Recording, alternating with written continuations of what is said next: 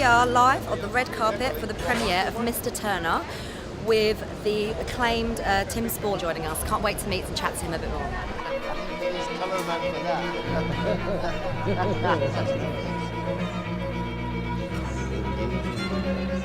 Turner is a man that never explained himself and never explained his work. He did it, he worked. He worked and he worked and he worked. He never really stopped working. What is interesting about Turner is that when you read and find out about Turner, you realise he would be, in a sense, the last person you would imagine him to have been.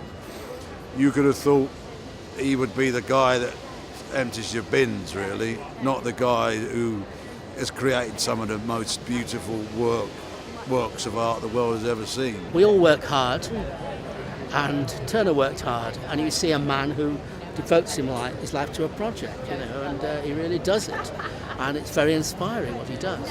I also hope that people will go and look at Turner's paintings or revisit them, because they're all out there. There's a lot of it, but it's great. My little lad could draw. I thought he could read and write. Is that who? Constable? Turner? You're still making your nice little pictures, Mr. Turner. He was a man of massive contradiction. He was uncompromising. He was sometimes kind, sometimes not. He was a man of mystery. He was generous. But lots of people said he was a miser. He was so generous that a man offered him the equivalent of £300 million to buy all his work, and he turned it down. The reason? Because he was going to give it away. Who to? The British nation. Now that's not meanness, is it? That's generosity.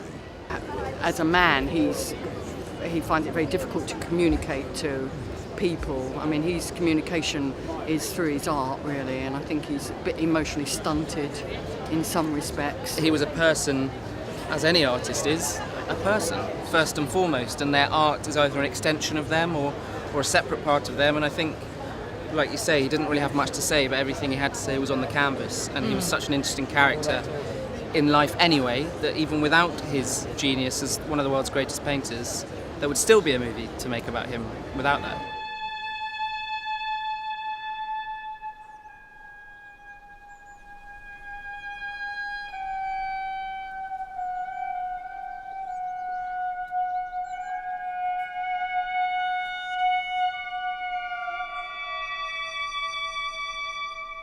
And he wasn't somebody who wore his talent on his sleeve. He was the embodiment of his talent. He was a master of the sublime. Not the sublime of a sublime cheesecake that you can have with a free coffee, but the sublime being a man who was able to record not only the beauty of nature, but its devastatory nature, its horror and its evil, as well as its beauty and its sweetness. He was a man that caught that, because inside himself, he was like that.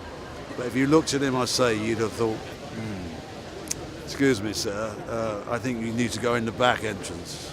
Have you come to fix the boiler?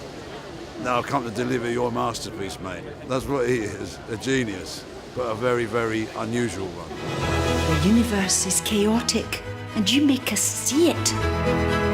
You are a man of great vision, Mr. Turner.